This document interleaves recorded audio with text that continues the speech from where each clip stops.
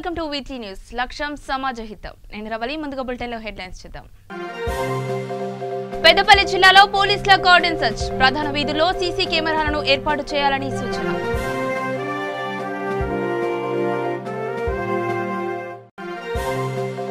రాజన్న సిరిసిల్ల జిల్లాలో పర్యటించిన ZPTC Lakshmanarao. EGS అవార్డులకు జిల్లా ప్రథమ స్థానంలో ఎంపికైనందుకు హర్షం. రాజన్న నగర్ లక్ష్మీగూడలో విషాదం. డెంగ్యూ వ్యాధితో యువకుడు మృతి.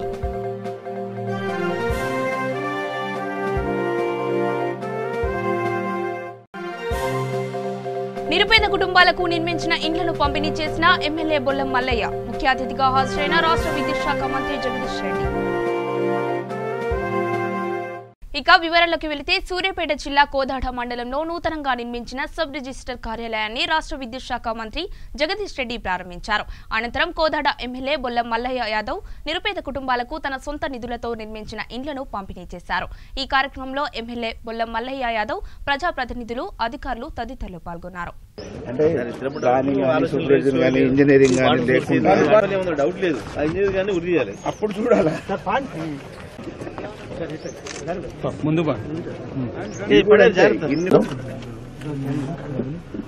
ఈరోజు ఎమ్మెల్యే గారి కోరిక మేరకు మరి నీళ్ళు వచ్చినప్పుడు కూడా చూడాలని చెప్పి మంత్రి గారు చూడాలి, ఇంకా మన ఇతర సమస్యలు కొన్ని ఉన్నాయి వినాలని చెప్పి అవసరం మేరకు రావడం జరిగింది. మాధవరం ప్రాజెక్టు సంబంధించి గతంలో నేను ఎన్నోసార్లు ప్రస్తావించడం జరిగింది. గత ప్రభుత్వాలు మూర్ఖంగా గుడ్డిగా నిజంగా ప్రజలకు ఉపయోగపడే పనులు చేయాలన్న ఆలోచన కాకుండా కేవలం ప్రజల్ని మోసం చేయడం కొరకు మాత్రమే ప్రారంభించారు చాలా ప్రాజెక్టులు. ఇవాళ మనం ఏ నీళ్లు చూసి అయితే సంతోషపడుతున్నామో ఈ నీళ్లను 40 ఏళ్లుగా చూడాలని చెప్పి వ్యక్తిగతంగా నేను కూడా ఎదురు చూసిన 40 ఏళ్ల క్రితం నుంచి. సర్వే చేస్తూ ఉంటే హెలికాప్టర్ల పైన హెలికాప్టర్లు వచ్చి పిల్లల్ని వేసుకపోతే అంటే వీళ్ళు దాచుకున్న దాంట్లో నేను ఒకటి. ఆ తర్వాత నాకు మా నాన్నగారు చెప్పాడు, కాదు నాన్న ఇవి కాలువలు తోవడానికి సర్వే చేయడానికి వచ్చాయి హెలికాప్టర్లు అని చెప్పి. అప్పటి నుంచి ఇప్పుడు ఎదురు చూస్తూనే ఉన్నాం, కాలువలు వస్తాయి నీళ్ళు వస్తాయని. ఆంధ్ర ముఖ్యమంత్రులు ఒక ఆయన వచ్చి శంకుస్థాపన చేసిపోతే ఇంకొక ఆయన వచ్చి చెట్టు నాటిపోయింది. అక్కడ నువ్వు శంకుస్థాపనలు చేసినాయి అట్లనే ఉన్నాయి ఆ రాళ్ళు, ఇంతవరకు ఏం పని కాలేదు అని చెప్పి దాని పక్కన ఇంకొక ఆయన దోతి కట్టుకొని చెట్టు నాటుకుంటూ తిరిగిండ్రు. ఒక ఆయన రాళ్ళు నాటిండు, ఒక ఆయన చెట్లు నాటిండు, కానీ నీళ్లు మాత్రం రాలేదు. తెలంగాణ వస్తేనే ఈ నీళ్లు వస్తాయి అని చెప్పి 2001లోనే కేసీఆర్ గారు ఉద్యమానికి బయలుదేరి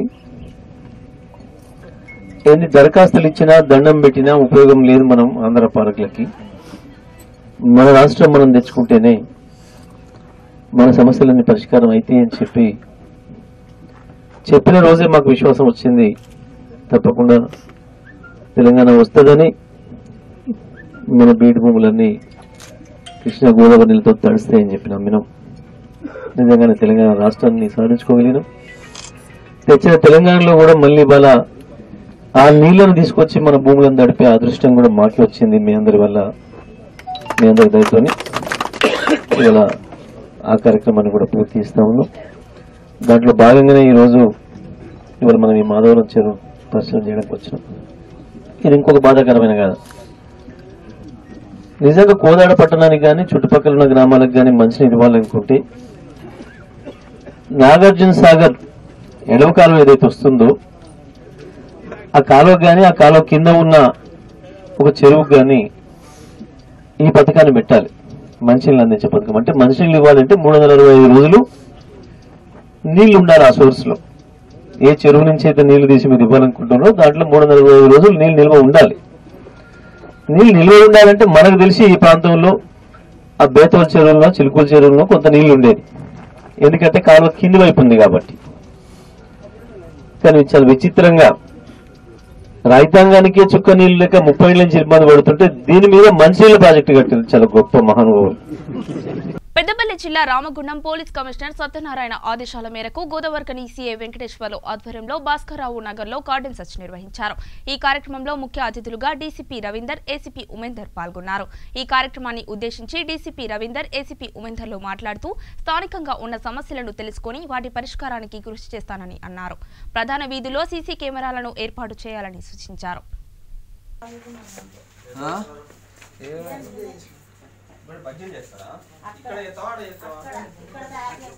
కరెక్ట్ గానీ ఇప్పుడు మీ దగ్గరకు వచ్చినటువంటి వినియోగదారులకు మంచి క్వాలిటీ అడ్డదిండ తెలుసా మీకు? అది మరి మీరు పారవేరు కదా నూనె ఎంత వారం వస్తారు? రోజుకు కొంచెం మిగులుతుంది, అరకిలో అంటారు. అది వారం వస్తారా? వారం వస్తే మీరు మంచి చేసిన వాళ్ళు అవుతారు. మంచిగా చేస్తే మేము 20 సంవత్సరాలు ఇక్కడికి వచ్చి చెప్తున్నా ఏంటంటే అదర్వైజ్ ఏం పెట్టారా? ఫుడ్ ఇన్స్పెక్టర్ మనము చిన్నప్పుడు ఇక్కడ ఈ ఖాళీ పరిస్థితి చిన్నప్పుడు నాకు పైసలు లేవు, నేను కష్టంగా బతికినా నా పిల్లల్ని నేను బ్రహ్మాండం చూసుకుంటానది ఇక్కడ తల్లిదండ్రుల ఉద్దేశం. నేను అందరి తల్లిదండ్రుల ఉద్దేశం అది. మనకి చాలా ఫెసిలిటీస్ కల్పించినప్పుడు ఆ పిల్లవాడి మిస్యూజ్ అనేది ఎక్కువ అవుతుంది. అది మీరు ఆలోచించుకోండి, ఎంతవరకు రిస్ట్రిక్ట్ చేయాలి, ఎంతవరకు కల్పించాలి. ఎందుకంటే పోతే 12 hours వర్క్, ఎప్పుడు వస్తామో ఎప్పుడు పోతామో తెలియదు. వస్తామో రావడం కొన్ని సందర్భాలు అలాంటి టెన్షన్ వరకు కూడా మనకు ఉంటుంది. అది మనం ఆలోచించుకొని, ఎందుకంటే మనం చేసే యాక్టివిటీస్ అండి పిల్లలు లైఫ్ కాలేదానికి మనం చేసే యాక్టివిటీస్ తప్ప వేరేం కాదు. ఇంకోటి ఏంటంటే ఈ మధ్య కాలంలో మేము కండక్ట్ చేస్తున్నాం. 10-11 ఎప్పుడు వస్తామో తెలియదు. మళ్ళీ అయిపోయింది పోలీసులు చేయరని కాదు, ఎప్పుడు వస్తామో తెలియదు. 11 తర్వాత రోడ్ల మీద తిరుగుతూ బాతకాన్ని కొట్టుకుంటూ ఓపెన్ డ్రింక్ చేస్తూ వాళ్ళ మీద వీళ్ళ చిరాయించి చేస్తూ వీళ్ళ మీద పబ్లిసిటీ చేసి నెగిటివ్ పబ్లిసిటీ, పాజిటివ్ కాదు, రాంగ్ రిప్రజెంటేషన్ చేసుడు, ఈ సోషల్ మీడియా విపరీతంగా దాని మీద ఇలాంటి ఇంత మాత్రం ఒప్పుకునేది లేదండి. ఒప్పుకునేది ఎందుకంటే కామన్ మ్యాన్ ఉంటాడు, అతను పని పోయి 10-10:30 తర్వాత తన లైఫ్ అనేది రెస్ట్ 3కి పోతుందండి. రెస్ట్ తీసుకోవాలనే కాన్సెప్ట్ వస్తుంది. మార్నింగ్ 4:30కి లేస్తారో 5 6 అని ఇష్టం. ఆయన ఆ టైంలో అది డిస్టర్బ్ చేయకుండా ఉండాలనేది మా ఉద్దేశం. అది దానికోసం ఈ ఆఫర్ చెబుతున్నది పెట్టడం జరిగింది సిపి సార్ గారి ఆదేశంలో. అది మంచి కాన్సెప్ట్. ఎవరైతే కష్టపడి వచ్చి ప్రశాంతంగా పడుకోవాలి. 10:30 మనం అనుకుంటే మార్నింగ్ 6 వరకు అది మేము చేయాలనే ఉద్దేశంతో ఇది ఏర్పాటు చేస్తాం. ఈ టైంలో ఏం చేస్తారంటే కొంతమంది పిల్లలు ఏం చేస్తారంటే జీవితంలో తల్లిదండ్రులు మాట్లాడాడు, ఎవరు పక్కన మాట్లాడాడు, ఏదైనా పెద్దోడు మాట్లాడితే వానికి దిగబడతారు. ఇలాంటి సిస్టమ్ ఉంటుంది. వాళ్ళందరినీ కంట్రోల్ చేసి అలాంటి ఉండకూడదనే ఉద్దేశంతో ఇవన్నీ చేస్తున్నాం. ఈరోజు చెప్పడానికి ఇది ఒక భాగంగా మేము వాడుకుంటున్నాం. మనం చూస్తే ఎన్ని బండ్లు దొరికినాయి, బట్ ఇద్దరే హెల్మెట్ వాడుతున్నారు. ట్రాఫిక్ నియమాలు పాటించండి. ట్రాఫిక్ అనేది మీకోసమే, అది మాకోసం కాదు. ఇంకోటి ఏంటంటే తను చెప్పినట్టు తన బాధ, రవి గారి బాధ ఏంటంటే రైట్, తనకు చిన్నపిల్లలు అన్నారు, అందరికీ చిన్నపిల్లలు అన్నారు. మైనర్స్కి పిల్లలు ఇస్తే అంటే చిన్నపిల్లలకు వెహికల్ ఇస్తే నా కొడుకు అబ్బా నేను సంతోషపడతా, 10 సంవత్సరాల 12 సంవత్సరాల కొడుకు నా కొడుకు బా ఇంత పెద్ద బండి తోలుతాడా అని నేను లోపల కుమిలిపోతుంటాను. మనం ఆనందంతో సంతోషపడతాం. అది ఆనందం కాదండి, దాని అనుకున్న బాధాకరమైన విషయాలు ఉంటాయి, అవి ఎంచుకోండి. రాజన్న సిరిసిల్ల జిల్లా ఎల్లారెడ్డిపేట మండలం హరిదాస్ నగర్ గ్రామంలో జెడ్పీటీసీ లక్ష్మణరావు మామిడి తోటలను పరిశీలించారు. ఈ సందర్భంగా ఆయన మాట్లాడుతూ రాష్ట్రంలో ఈజీఎస్ అవార్డులకు ఎంపికైన 3 జిల్లాలు రాజన్న సిరిసిల్ల జిల్లా ఒకటి అని పేర్కొన్నారు. ఈ సందర్భంగా ఆయన హర్షం వ్యక్తం చేశారు. సిరిసిల్ల జిల్లాని నెంబర్ 1 స్థానంలో నిలపాలని ఆయన అభిప్రాయపడ్డారు. మామిడి తోటలు పెంచడంలో శ్రద్ధ వహించిన ముదిరా సోదరులను ఆయన అభినందించారు. ఈరోజు ఎల్లారెడ్డిపేట మండలంలో కేంద్ర అవార్డు బృందం పర్యటించడం జరిగింది. అందులో భాగంగా మోటగా దుమాల గ్రామము మరియు అలాగే బొప్పాపూర్ అలాగే హరిదాస్ నగర్ గ్రామాల్లో ఈ బృందం పర్యటించి ఈజీఎస్లో భాగంగా ఎలాంటి అభివృద్ధి కార్యక్రమాలు జరిగినాయనేది గమనించడం జరిగింది. దాంట్లో భాగంగా దుమాల్లో ఎల్లమ్మ టెంపుల్ దగ్గర ఉన్న ఈతవనం అయితేనేమి, అలాగే బొప్పాపూర్లో రైతులకు సంబంధించిన ఐకేపీ బిల్డింగ్ అయితేనేమి, గోదాం అయితేనేమి, అలాగే హరిదాస్ నగర్ గ్రామంలో గ్రామ పంచాయతీ మరియు పెద్దమ్మ టెంపుల్ దగ్గర ఉన్నటువంటి ఎవెన్యూ ప్లాంటేషన్ మామిడి తోట కూడా పరిశీలించడం జరిగింది. దీనిలో భాగంగా వచ్చిన కేంద్ర పరిశీలకులు మన మండలంలో జరిగిన ఈజీఎస్లో జరిగినటువంటి పనులను చూసి చాలా సంతృప్తి చెందడం జరిగింది. గతంలో కూడా దేశవ్యాప్తంగా వచ్చిన అవార్డు ఎంపికలో భాగంగా మన రాయన సిరిసిల్ల జిల్లా కూడా ఎంపిక కావడం జరిగింది. ఆ సందర్భంగా మన గౌరవ కలెక్టర్ గారు కూడా ఢిల్లీ వెళ్ళి ప్రజెంటేషన్ ఇవ్వడం జరిగింది.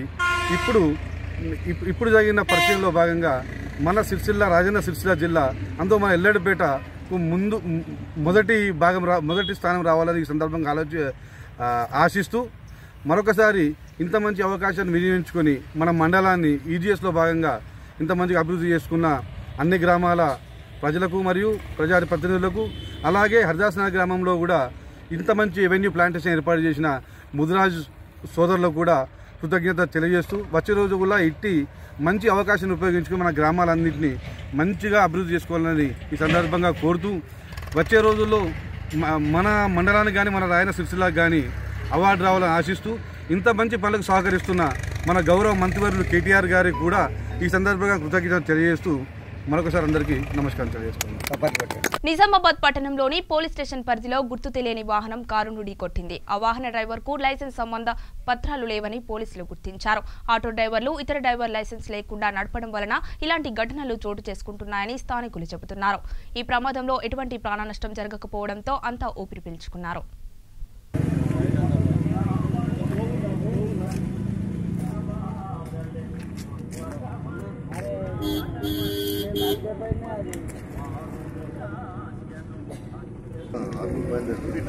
కంట్రోల్ కాలేదు లెఫ్ట్ సైడ్ వేసుకుంటే మళ్ళీ రెగ్యులర్ కంట్రోల్ చేసి మొత్తం లెఫ్ట్ కట్ చేసిన నేను ఆయన వచ్చి కంట్రోల్ కాక తీసుకుంది కారు బాగా టైం అయింది అతనికి కూడా కొన్ని దెబ్బలు కలిగినాయి. అతని లైసెన్స్ ఉందా అండి? లైసెన్స్ అతనికి లేదంట. అది లైసెన్స్ లేదు. మరి దీన్ని మీరు ఏ రకంగా అనుకుంటున్నారు? లైసెన్స్ లేకుండా నడిపియడం కరెక్టేనా? కరెక్ట్ కాదు, లైసెన్స్ ఉండాలి కంపల్సరీగా. రాజేంద్రనగర్ నియోజకవర్గంలోని మైలర్దేవ్పల్లి డివిజన్లోని లక్ష్మీగూడలో విషాదం చోటు చేసుకుంది. డెంగీ వ్యాధితో యువకుడు మృతి చెందాడు. రాజీవ్ గృహ కల్పనలో నివాసం ఉంటున్న సాయి కుమార్ అనే యువకుడు డెంగీ వ్యాధితో లంగర్ హౌస్ వద్ద గల మైతి హాస్పిటల్లో చికిత్స పొందుతూ మరణించాడు. డెంగీ వ్యాధితో ప్రజలు ప్రాణాలు పోతున్నా అధికారులు చర్యలు తీసుకోకపోవడం పట్ల ప్రజలు ఆవేదన వ్యక్తం చేస్తున్నారు.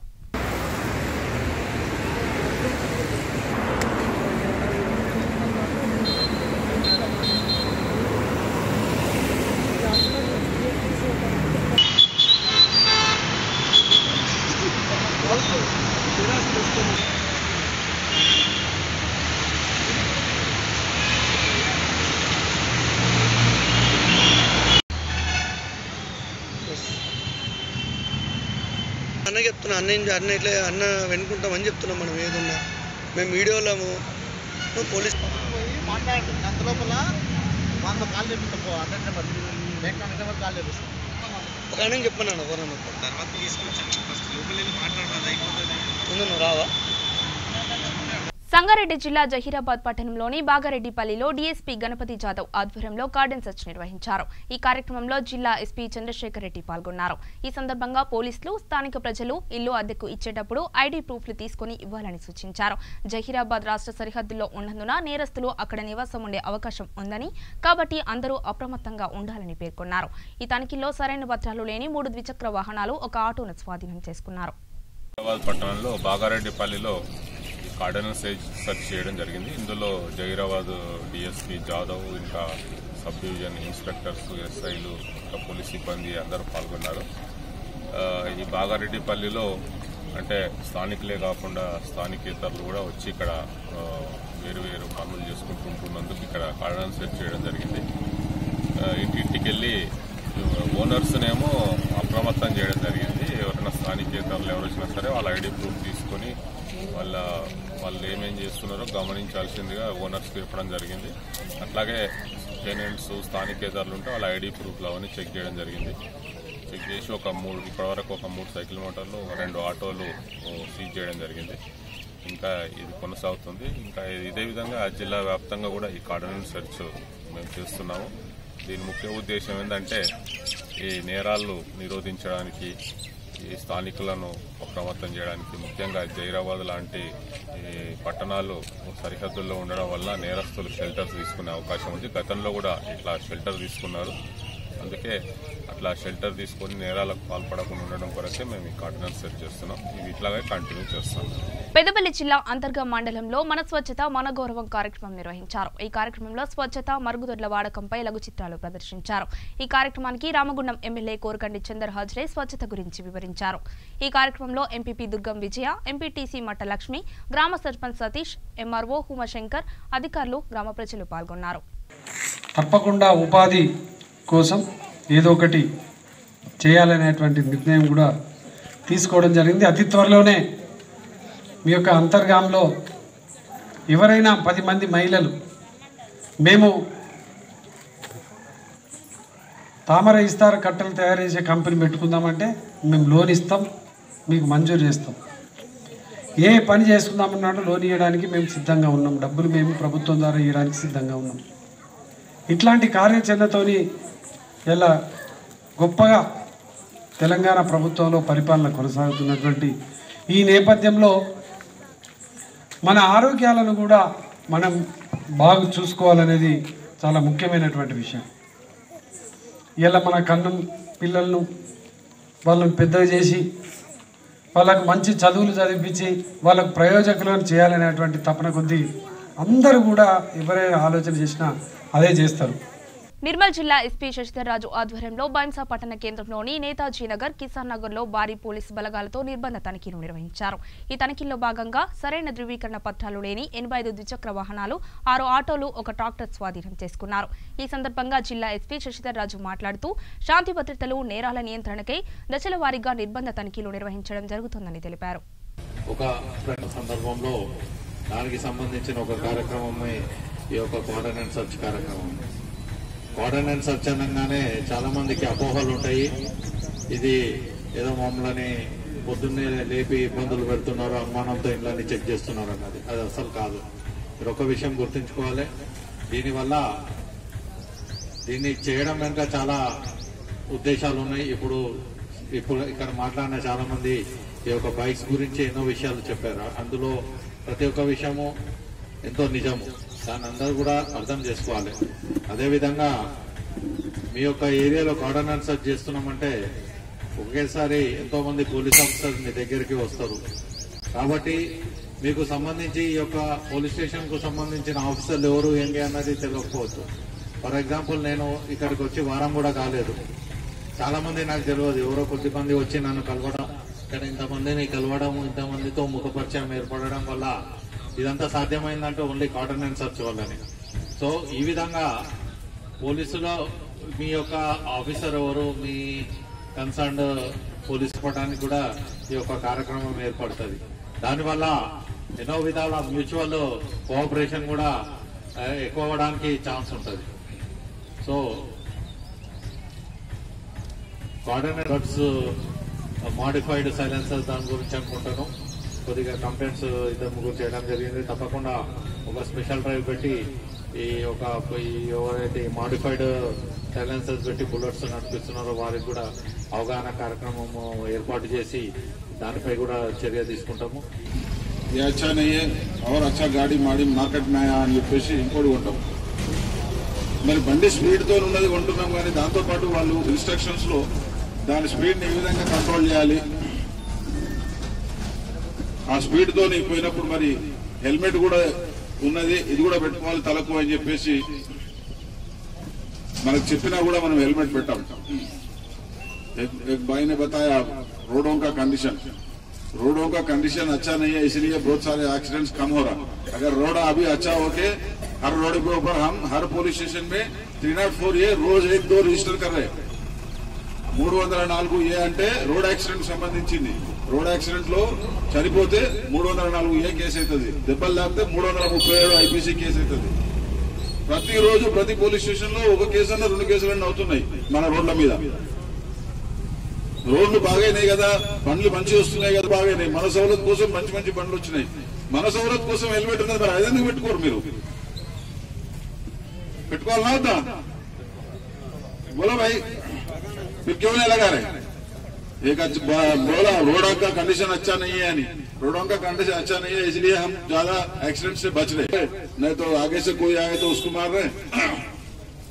बच्चों को गाड़ी दे रहे 18 साल से अंदर के बच्चों को, अगर 18 साल से अबो वयस वाला को लाइसेंस नहीं है, गाड़ी चलाना नहीं आता, उसको भी गाड़ी दे रहे, वो जाके किसको मार रहे और कोई आके हमारे को मार रहे। किसका गलती है? कोई बिजली गिरा या कोई फ्लड्स आया, कोई आदमी बह गया बोले तो अलग बात है, वो खुदा का हमारा वो बदकिस्मती है, మన అదృష్టం దురదృష్టం అది. కానీ రోడ్ యాక్సిడెంట్ లో చనిపోవడం ఎవరి దురదృష్టం, ఎవరి నెగ్లిజెన్స్ అది? మన నిర్లక్ష్యమే కదా. మనము హెల్మెట్ పెట్టుకొని, మనము డాక్యుమెంట్స్ పెట్టుకొని, మనము డ్రింక్ చేయకుండా సీట్ బెల్ట్ పెట్టుకొని, మనం ఆ బండితో పాటు ఉన్న చిన్న చిన్న సూచనలు మనం అందరం పాటిస్తే మనకు సేఫ్టీ, మన వల్ల ఎదుటి వారికి కూడా సేఫ్టీ. పెద్దపల్లి జిల్లా గోదావరిఖనిలో నివాసం ఉంటున్న ఏదుల రాజయ్య పద్మల నిరుపేద కుటుంబానికి కళానిలయం స్వచ్ఛంద సేవా సంస్థ ఇల్లు నిర్మాణం చేపట్టింది. ఈ సందర్భంగా రామగుండం ట్రాఫిక్ ఏసీపీ ఏ రామరెడ్డి ఇంటిని సందర్శించారు. అనంతరం వారు మాట్లాడుతూ ప్రతి ఒక్కరూ సేవాగుణం కలిగి ఉండాలని, నిరుపేద నిస్సహాయ ఉన్న రాజయ్య కుటుంబం పట్ల సేవా దృక్పథంతో తమకు ఇల్లు నిర్మించిన గడ్డం సనత్ కుమార్ను ఈ సందర్భంగా అభినందించారు.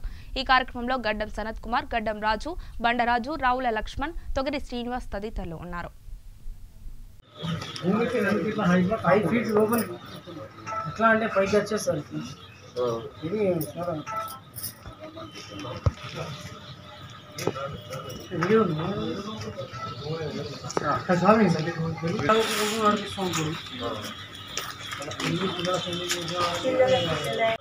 గోదావరిఖని వారి యొక్క ఆధ్వర్యంలో రాజయ్య రిక్షా కార్మికుడు గత 30 సంవత్సరాల నుంచి ఈ కాలనీలో నివసిస్తూ తన యొక్క ఆర్థిక ఇబ్బందుల వల్ల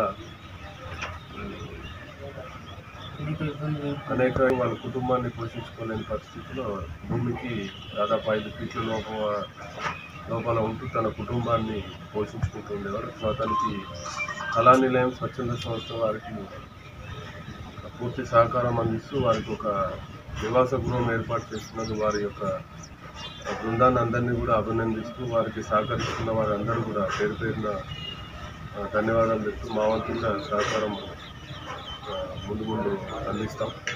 దీంట్లో అందరూ కూడా మిగతా వాళ్ళు కూడా స్వచ్ఛందంగా ముందుకు వస్తే ఒక కుటుంబానికి వాళ్ళు ఆర్థికంగా కానీ లేకపోతే వాళ్ళకి ఒక సదుపాయం కల్పించినట్టుగా ఉంటుంది. మనం ఎన్నో కార్యక్రమాలు చేస్తుంటే ఎన్నో వృధా ఖర్చులు పెడుతుంటాం. కొన్ని ఖర్చులు ప్రజల కోసం చేస్తే ఎంతో బాగుంటుంది.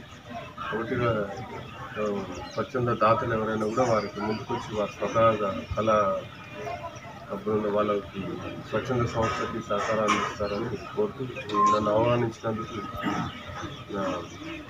అందరికి మీ అందరి పాత్రికేయులకి అదేవిధంగా రాజయ్య కూడా వాళ్ళకి ముందు తొందర అతి త్వరలోనే వాళ్ళు ఒక మంచి గృహంలోకి వచ్చేస్తారని మేము ఆశిస్తున్నాం. నారాయణపేట జిల్లా మరికల్ మండలంలో చిత్తనూరు గ్రామంలో విద్యార్థులు స్కూలుకు వెళ్లడానికి బస్సు లేక పలు ఇబ్బందులు పడుతున్నారు. ప్రతిరోజు ఆత్మకూరు నుండి నారాయణపేటకు వచ్చే బస్సు సమయానికి అందుబాటులో లేకపోవడంతో విద్యార్థులు సమయానికి స్కూలుకు వెళ్లలేకపోతున్నామని ఆవేదన వ్యక్తం చేస్తున్నారు. ఈ విషయం ప్రభుత్వం స్పందించి బస్సును ఏర్పాటు చేయాలని విద్యార్థులు కోరారు.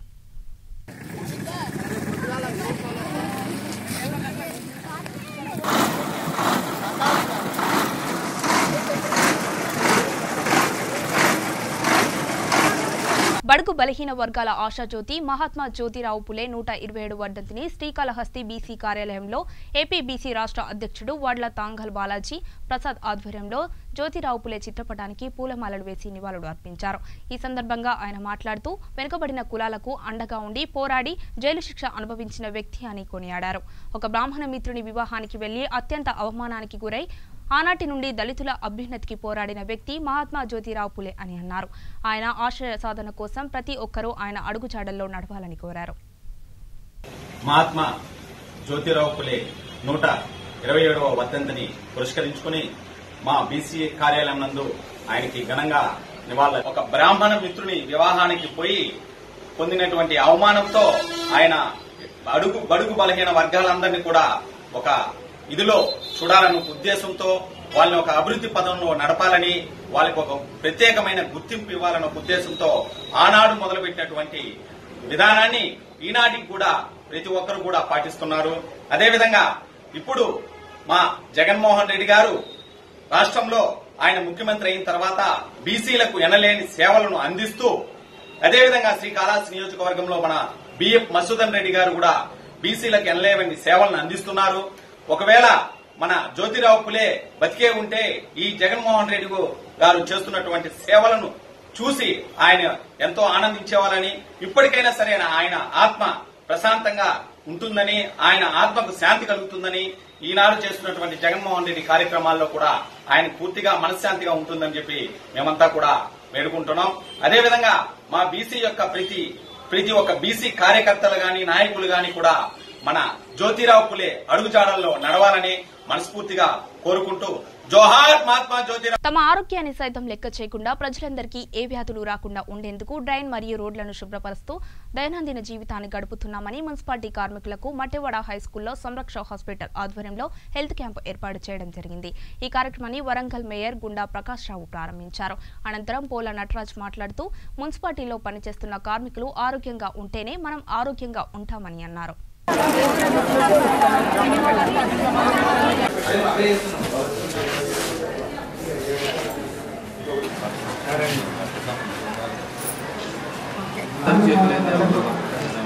ఈరోజు వరంగల్ మున్సిపల్ కార్పొరేషన్కి ఒక శుభదినం అనుకోవచ్చు. వరంగల్ మున్సిపల్ కార్పొరేషన్ పరిధిలో గల అత్యంత ఈ జీవితాన్ని గడుపుతున్నటువంటి శానిటరీ వర్కర్స్ అందరికీ ఈరోజు సంరక్ష సూపర్ స్పెషాలిటీ హాస్పిటల్ ఆధ్వర్యంలో ఉచిత మెగా హెల్త్ క్యాంపు నిర్వహిస్తున్నాం.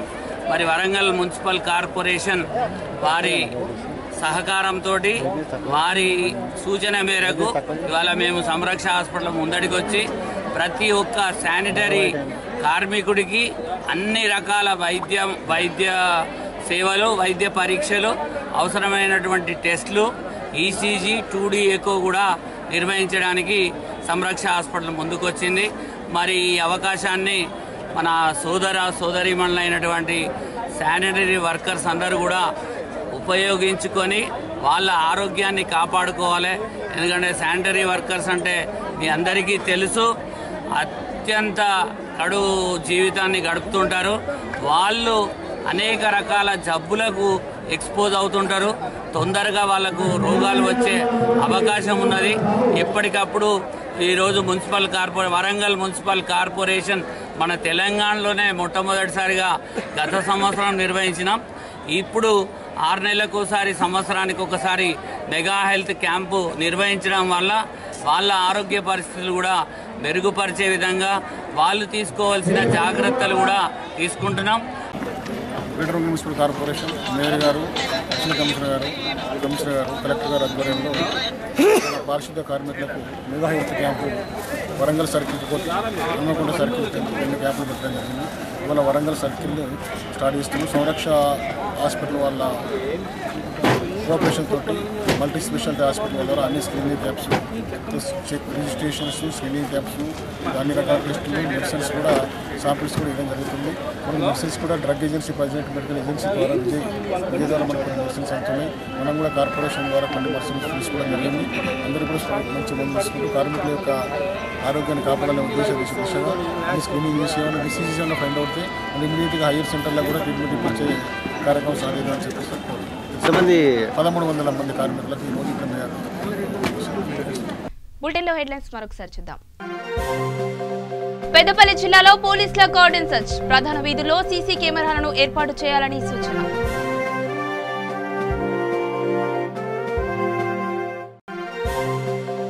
రాజన్న సిరిసిల్ల జిల్లాలో పర్యటించిన జెడ్పీటీసీ లక్ష్మణ్ రావు. ఈజీఎస్ అవార్డులకు జిల్లా ప్రథమ స్థానంలో ఎంపికైనందుకు హర్షం.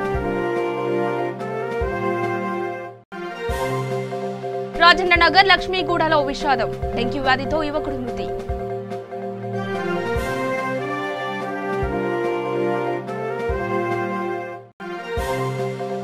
నిరుపేద కుటుంబాలకు నిర్మించిన ఇండ్లను పంపిణీ చేసిన ఎమ్మెల్యే బొల్లం మల్లయ్య. ముఖ్య అతిథిగా హాజరైన రాష్ట్ర విద్యుత్ శాఖ మంత్రి జగదీష్ రెడ్డి. ఇవి బులెటిన్ అప్డేట్స్. మరిన్ని అప్డేట్స్ కోసం చూస్తూనే ఉండండి V3 న్యూస్.